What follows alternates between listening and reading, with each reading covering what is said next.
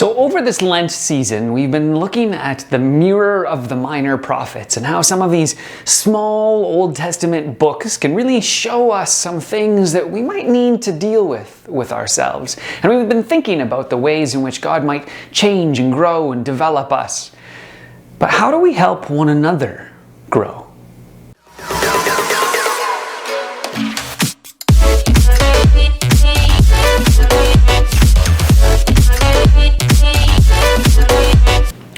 Now, it's important to remember that you are just helping. You're not trying to tell them what to do. You're not trying to enforce something. You're not trying to force them to do something in some way. You're helping them grow and develop. And one of the tools that I've used as a coach and that I learned from a coach is something that I think would be really, really helpful. Because really what you're trying to do is to help them learn, not tell them what to do or give them direction. And that's always the key thing as a coach. You're trying to help them explore within the resources that they might have and the ways in which they can do the things that they want to do. And they have the opportunity to do so. After all, if somebody else figures out their own solutions to their problems, it usually is way better. Now, that's a long introduction to a tool that is essentially called GROW. This isn't new with me. This is something that a lot of people use, and it follows the acronym GROW. G-R-O-W. And the first is goal. Help them define or figure out what it is they actually are after. What problem are they trying to solve? Or what issue do they have in their life that they would like to grow out of? Or what direction do they really want to go in their life? Do they want to be a better father or mother? Do they want to be a better spouse, a better boss, a better employee? Do they want to help a particular community explore being more open to others? Whatever it is, what is their goal? And try to be very specific about this. What is it you're actually after? And then help them define what their reality is. Reality. What is actually going on? What is really happening right now? So if there's an issue that somebody has, maybe it's a temptation that they're trying to overcome, something that they continually fall into. Well, what's happening at the time when they fall into their temptation? Or what other things around their life makes it easier or more difficult to resist that temptation? What is actually happening? And it's important to be very realistic here, and maybe even to explore the positive interpretations and some negative interpretations about what's going on. Because after all, we often have a bias. And so it's good to think about, well, what might be good about this? What might be bad about this? What's really happening right now? The next thing is to think about what your options are.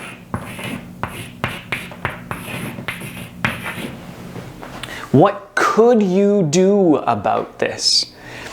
And then what else could you do about this? And this is a very important part of the process. And don't just jump to the first thing that is offered. If somebody offers something, don't then ask them to make a plan right away. Just say, okay, that's great. Let's set to the side. What else could you do? And then if something else is articulated, then what else could you do? What else could you do? Try to figure out all of the different things that could be done in order to help move into whatever direction they want to go, right? So you've set a goal, you've figured out what the actual reality is right now, and you're just defining options. What are all of the options that you could possibly do?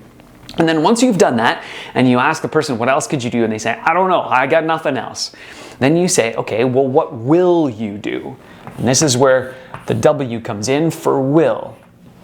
Or some call it the way forward. What is it that you are actually going to do in the next short term? What are the actions you're going to take in order to move towards whatever goal it is that you set? And this should be very specific. What is it you're going to do? A very specific action that you're actually going to take. And that could be talking to somebody, that could be setting certain things aside. I mean, there's all kinds of different ways, but what is the thing you're actually going to do? When are you going to do it? And often sooner rather than later is better. How are you going to hold yourself accountable? And often that's great if they're sharing a plan with you, then you can check up with them later. How are you going to do it? And then remind them of why they're doing it. They're doing this particular thing, whatever it is, which is often going to be hard, right? If it wasn't difficult for them to do it, they probably would have done it in the first place, and they'd be moving towards their goal. And so remind them of why they're doing it. They're doing it to get to whatever the goal is that they've set. Now, I share this with you because one of the goals of a Christian community is to help empower one another, to encourage one another, to spur one another on to love and good deeds, as it says in Hebrews. And to do that doesn't necessarily mean to just point out the faults that someone has and make them feel guilty and then tell them exactly how to avoid, but it's actually to help them see that God is at work within them and does provide certain resources for them to move forward. So this might be a very simple tool. If you're with a friend or if you know someone that is actually trying to engage in something in some way, this can help you. This can help you with your kids, with your parents, with whoever.